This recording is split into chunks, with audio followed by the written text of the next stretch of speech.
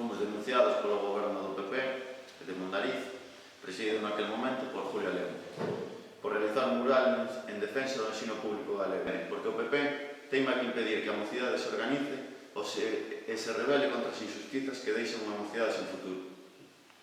O noso mural contiña, segundo recolle a propia denuncia, non al 11 e ensino público galego.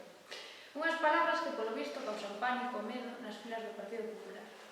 Por este motivo, fomos denunciadas, xulgadas, condeadas, a localización permanente que estamos a cumplir aquí. Non deixa de ser unha mostra máis das políticas da dereita, do nulo sentido destas políticas, que se preocupa de denunciar a uns mozos e mozas que realizan un mural nun muro abandonado, en vez de preocuparse de garantirnos un futuro digno, un futuro na terra.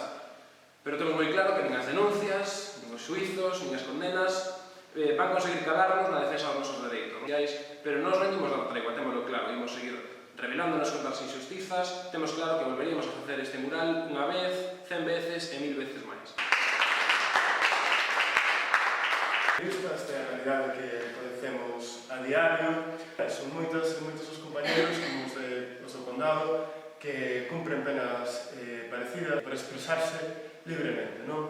A PP se non lle gusta, ao sistema se non lle gusta, por iso aproban a lei Mordaza e por iso tamén teñen no punto de mira a moción nacionalista, porque é o nacionalismo a quen temen e é o nacionalismo a quen lle teñen medo, porque saben que de nós virá o cambio político, que de nós virá o futuro para Galiza.